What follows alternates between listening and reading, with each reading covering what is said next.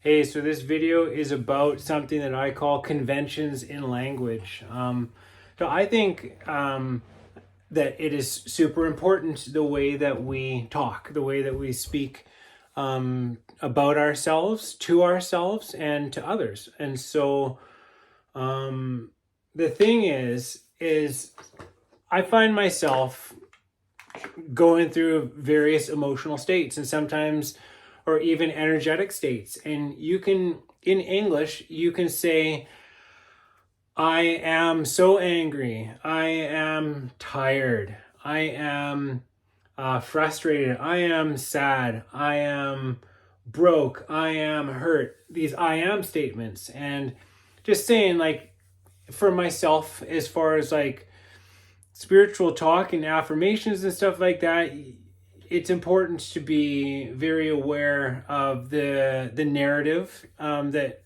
because what you're putting out there, the frequency that you're holding on to, the vibration, because if life is a mirror and stuff like that, it's important to be in touch with, if what you put out is what you get back. Careful what you're putting out there, right? And so there is this thing.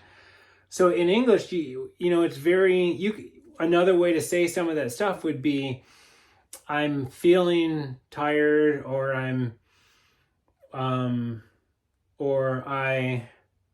feeling tired, or I guess it comes under the realm of feeling and stuff like that. It's like, oh, I feel tired, or I'm experiencing anger, or I'm along those lines, right? But it's a little more tricky. I mean, because it's just so much easier, I think, for myself, because it's how I grew up expressing myself, to say things like I am this and I am that.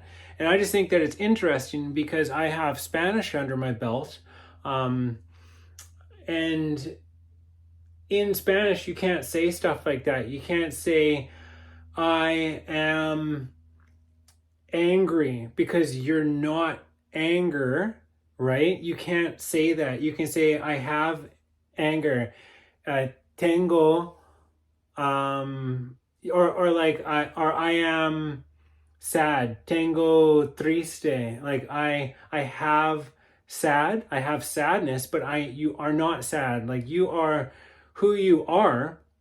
The I am statement, ser, is something much more profound than that. It's like, I am a man. It's something that is permanent, something that doesn't change, something that is spiritual. It's to do with your energy. It's something to do with your, something much more than something that is fleeting, that is passing, that is just an experience that you're essentially going through, as opposed to something that you are.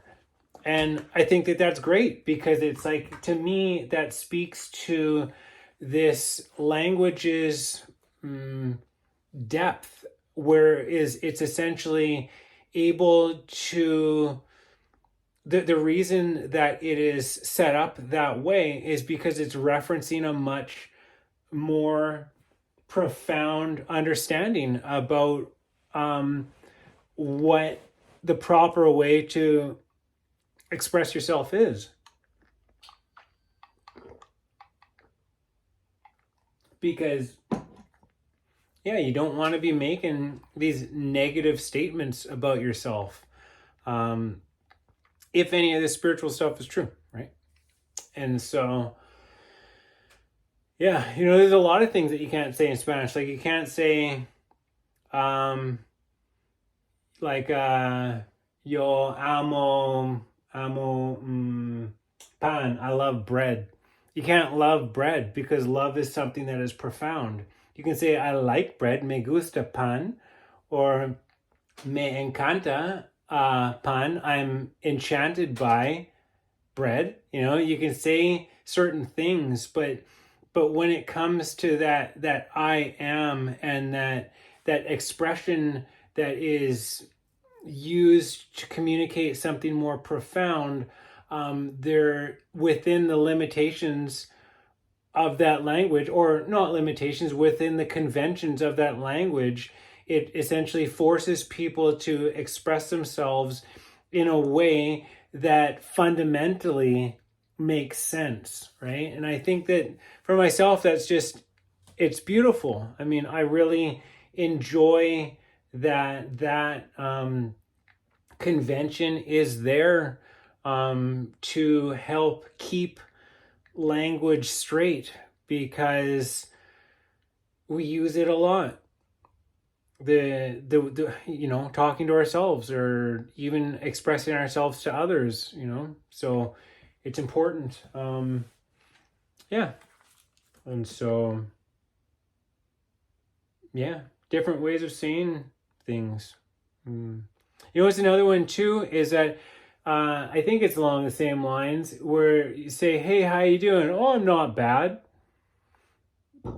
It's another one of those things where it's like people using a negative as a positive, but it's like not bad is not the same as good, right? So yeah, just these are some of these things that, it might sound silly, but there are certain things that get paid much closer attention to when you're in certain circles, spiritual circles, because the idea is to be conscious about this kind of stuff, about how we're expressing ourselves, and to be aware of the language that we're using, because it is the language that goes on in our heads and that we say to other people and in front of children. Because what if kids hear us expressing ourselves in that way, and then they start doing it too, rather than learning, say, like having a higher understanding and then expressing ourselves in that way, so that we're